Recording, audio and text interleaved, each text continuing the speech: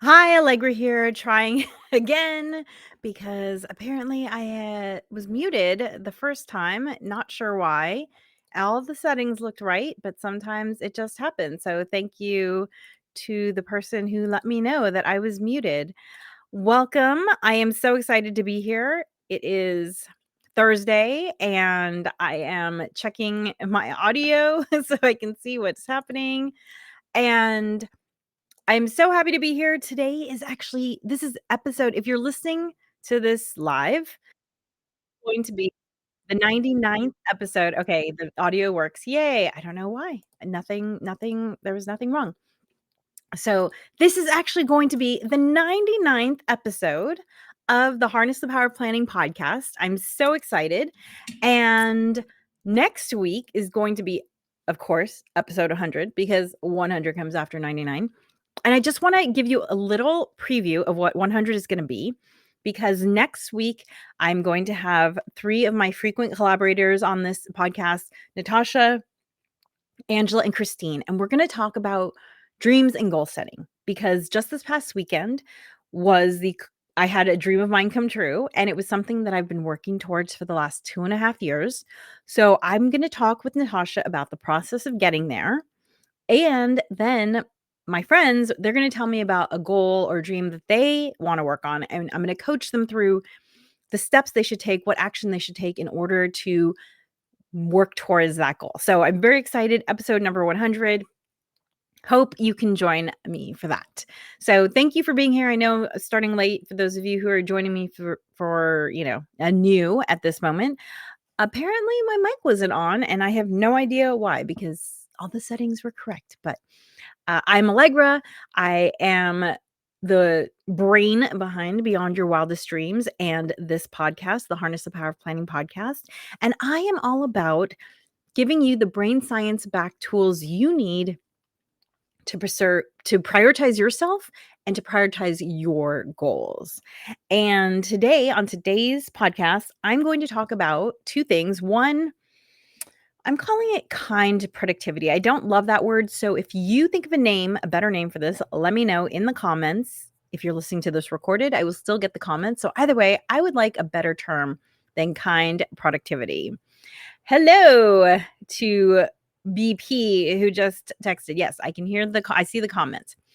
So I am thinking kind productivity because what I mean by that is my goal is not to turn you into a productivity robot. I don't want to teach you just how to get more done.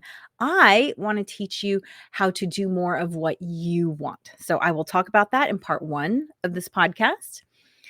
Then in part 2 of this podcast, I'm going to talk about what I call the 70% rule to success. That's right. You don't need to be an A+ student to achieve what you want to achieve in life. And look, you're not always going to achieve things the way you think you're going to achieve them, but I'll get more on that when I start the podcast. But for now, I'm going to pick a quote from my little box of quotes here. And so I don't know who Virginia Satir is. If anyone wants to look it up, her last name is Satir. I'm so curious. So she wrote, "Ask for what you want instead of always waiting for permission." Oh my gosh. I feel I feel this quote so hard. If you have not watched my podcast on my burnout experience, just a quick recap. At one point, the two people above me, so my manager and then the VP of marketing, had both quit their jobs, and I was picking up the slack as much as was possible. And so basically one person doing 3 jobs. Did the company offer me any sort of support in the terms of physical assistant? No. Did the company offer me any sort of bonus for taking on extra work? No. Did I ask for either of those things? No.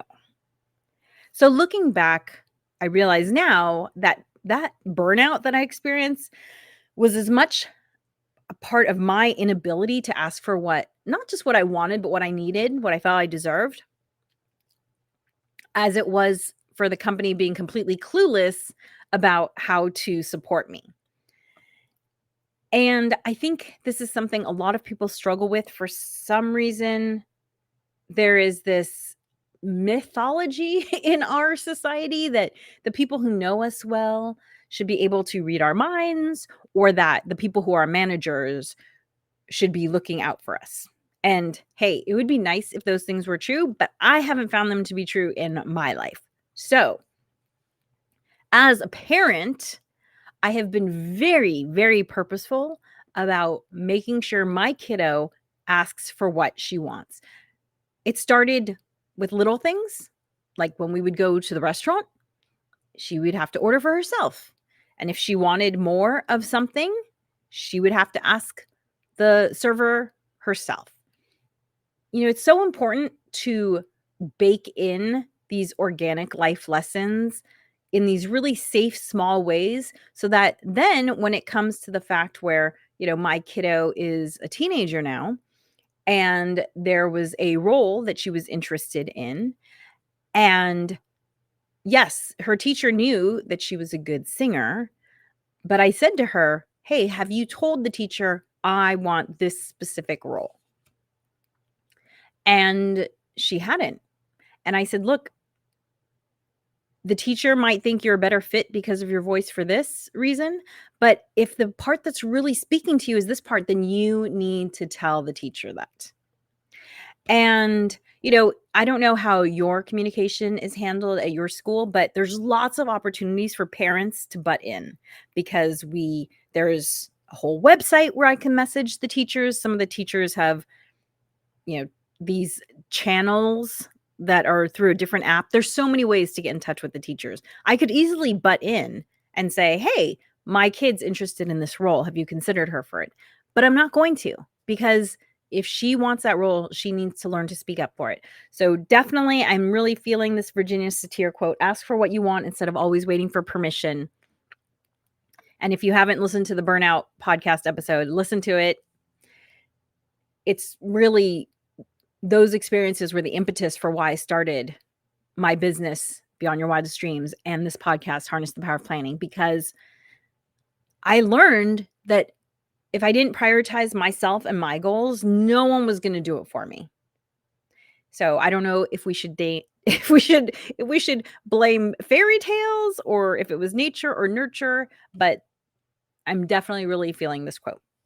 Okay, so let's get into topic number 1. As I mentioned, I'm calling this kind productivity, but I don't think that's the best word for it. So if you think of a better term for it, let me know.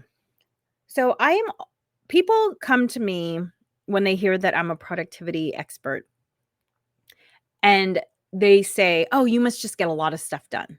And yes, I do get a lot of stuff done. But I'm not just blindly I just made up a new word. I'm not just blindly checking things off. What I teach people to do is not just how to get things done, but how to focus on what's really important to you.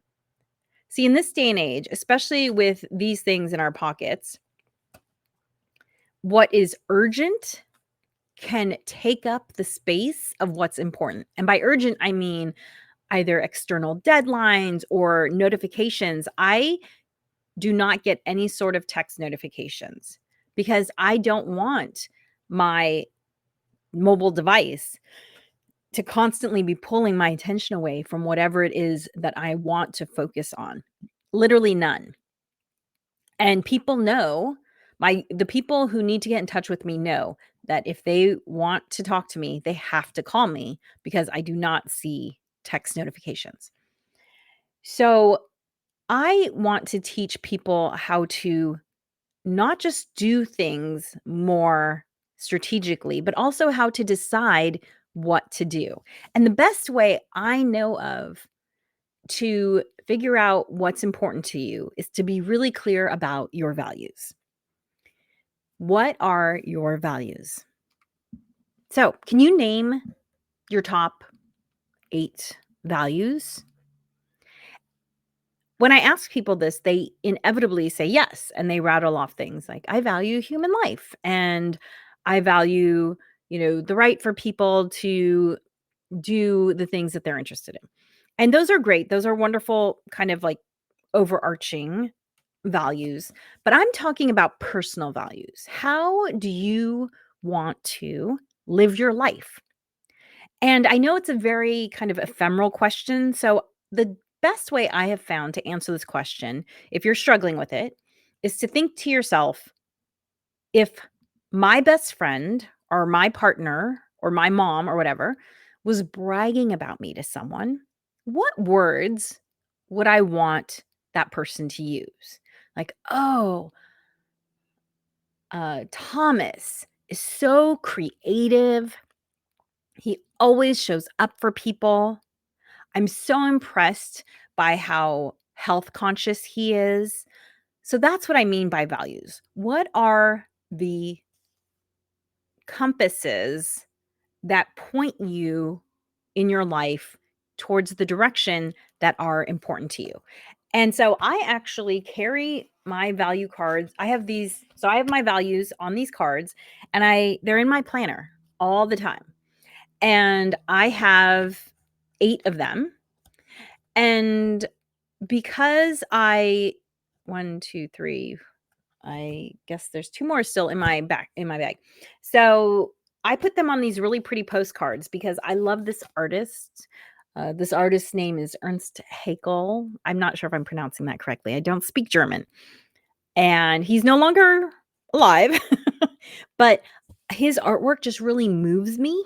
And so I encourage you, once you're really clear about your values, to write it on something that you consider beautiful or interesting or sacred in some way, because these are the things by which you want to govern your life, and those are sacred. And so I'll just read my first value to you. My first value is for excellence, and that is both personal and professional excellence. And the reason why this value is important to me is because I want to show up as my best in all areas of life, because that's who I want to be. This includes thinking before I speak, peak health and vitality, being an award winning mom, friend, wife, daughter, creative, multifaceted, and well rounded.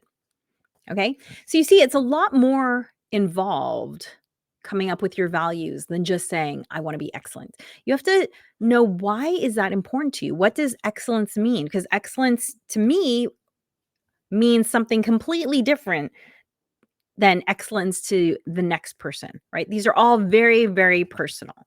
And this idea was actually born out of a story I once heard about Benjamin Franklin, Benjamin Franklin, apparently, when he was about in his early 20s, apparently he didn't like himself.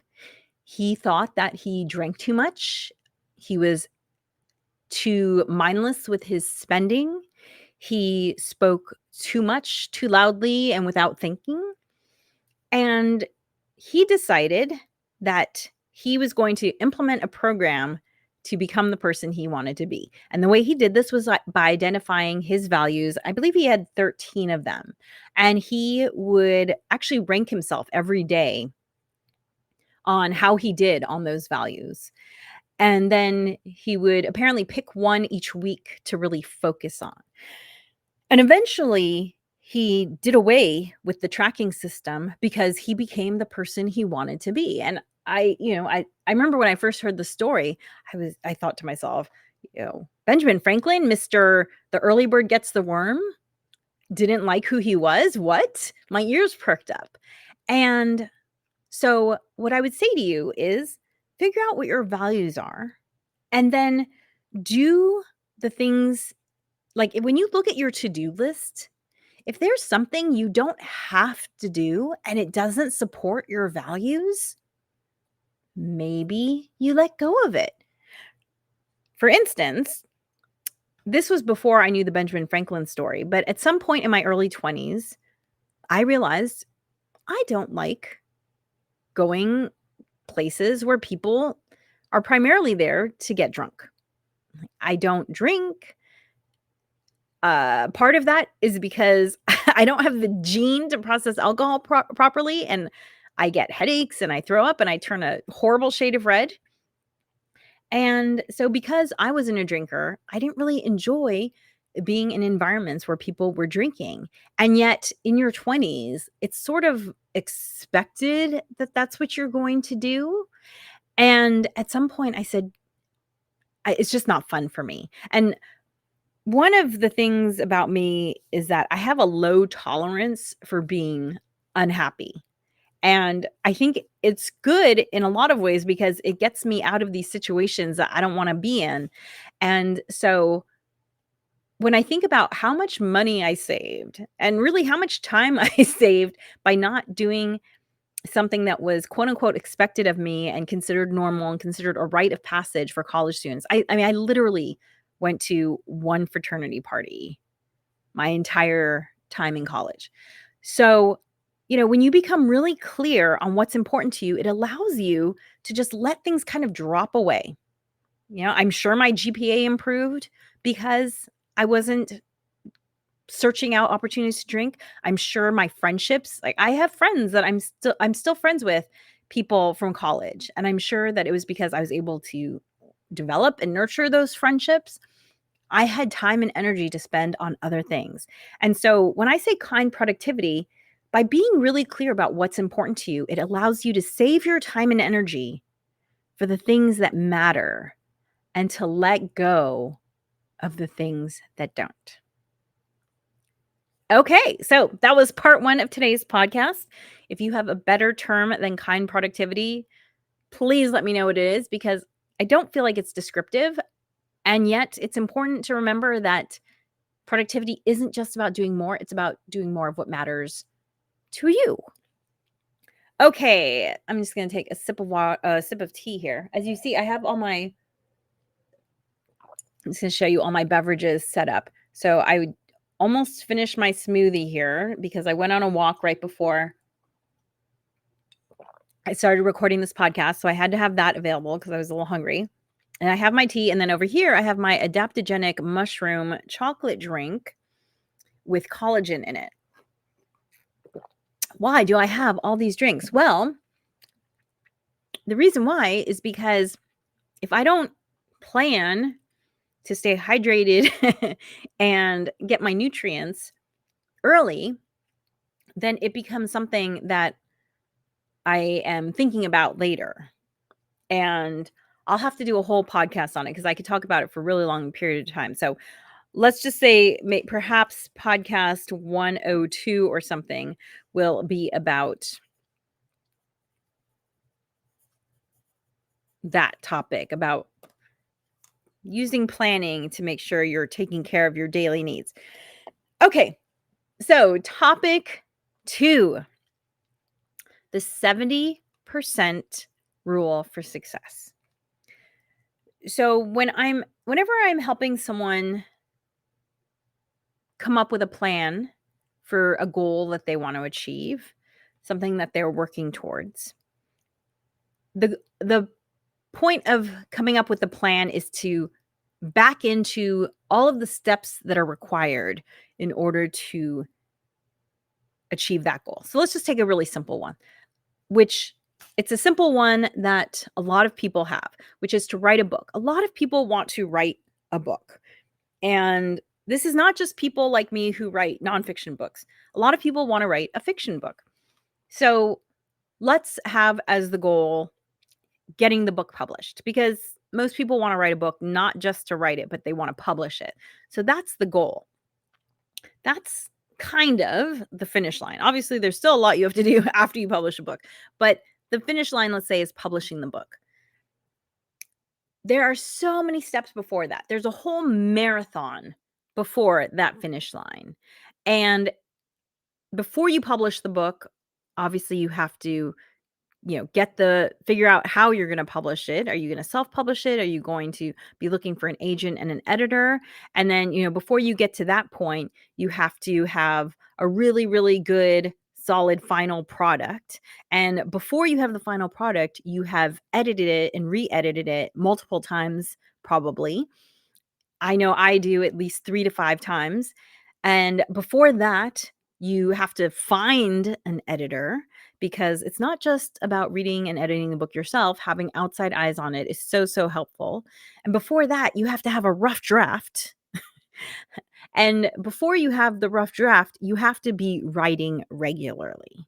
And really that's kind of those are kind of the simplest ways of thinking about all the steps to get to publishing a book.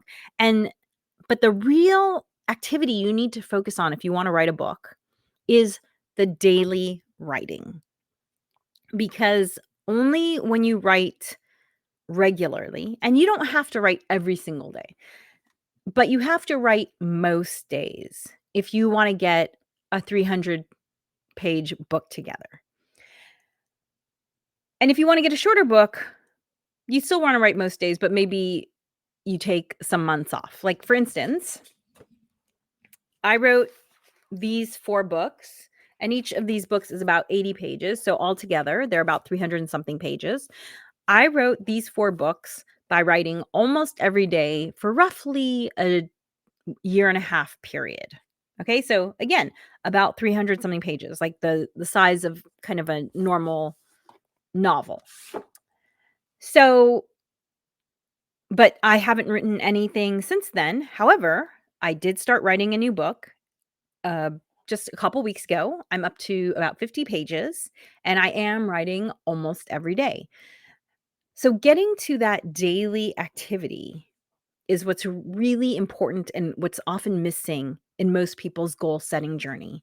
People set a goal for themselves, but they don't ever back into all the steps that they have to accomplish and then the little step that moves things forward every day. So, let me just give you another example. My creative outlet of choice, I mean, I love doing this. I love writing my nonfiction books, but I also love to do stand up comedy. I don't know why. I just do. I've always enjoyed stand up comedy and I do perform. And pretty much every day, I'm working on at least one joke. I kind of can't stop thinking about it because I just enjoy it so much. And so I would say, for a comedian, that's the daily activity. Again, it's a form of writing. It's different than writing a book, writing a joke because, they're smaller, but it's the same sort of idea. Like every day I am working on some sort of joke. And I have some jokes that I've been working on for a couple of years because they're so hard to figure out how to make them just right. Like, there's something there, but how do I get to that nugget? So sometimes you're polishing and polishing and polishing forever. So anyway, helping people figure out what is that daily activity you need to get to. Okay, now you have the daily activity, writing. Okay, writing every day is not only, I would say, not realistic, but I would say that it's counterproductive. Because, for instance, if you're the personality type who is hard on yourself when you don't do what you say you're going to do, you might avoid setting this goal of writing every day because you know that on the days when you don't write, you're going to be like, "Oh my gosh, I didn't write today. Ugh, I was quote unquote bad by not writing today." Okay. So let's just dispel that. Let's just take a deep breath. The only way to achieve these big goals in your life is to get yourself to do these little activities that add up over time. And the best way that I have found to mentally frame the idea of doing those mental activities is to shoot for 70%. Okay. So if I say that I'm going to write 4 or 5 days a week, and I do that 70% of the time, then I consider that success. So let's say I set a goal for 5 days a week, but I only write 4. The next week I write 3, the next week I write 5, the next week I write 3. It evens out to where I'm hitting 70% of that 5-day-a-week goal. Then I consider that a win. Literally, I consider that success. I don't say like, "Oh, I did pretty good." No. The goal is always kind of like a little bit of a stretch. Success comes with getting to at least 70% of that. So when people are setting goals, I always say to you, do not say you're going to do something every day. I mean, there are very few things I do every day. I can only think of one off the top of my head that I do every day, which is make my bed. And it's because I just love the look of a made bed. I always make my bed. Yes, I take my supplements almost every day, but there are days I miss, and you know what? That's just what happens. My skincare, I also do almost every day, but that's just because I love it. I just love it that much. Lemon water, I don't even track it anymore. I do it more days than not. So I would say never say to yourself, I'm going to do something every single day of the week, because it's just setting you up for failure. Because then 70% means you have to do it, what, at least 5 times a week? And that's just a lot of pressure. So I always say to tell people, like, if you're starting a new habit, you're starting to develop a new habit, shoot for 4 times a week. Because 4 times a week is you're doing it more often than you're not doing it, right? If there's 7 days in a week, 4 days a week means you're doing it more often than you're not. And if you're hitting 70% of that, some weeks you're going to get 4 days, some weeks you might only get 3. But the goal is 70%. And 70% is such a wonderful number because, one, it is sustainable. As I said, to write these 4 books here, I had to write most days of the week for about a year and a half. If I had said, oh my gosh, I'm not hitting 7 days a week, I would have stopped doing it a lot sooner because it would have been so painful. I would have just chucked the idea out the window. But by adhering to this idea of 70% as success, it's doable. You're not going to be self-flagellating because, oh, I didn't hit 100%. I find the older I get, the more I realize just how much of life is figuring out how to trick your brain.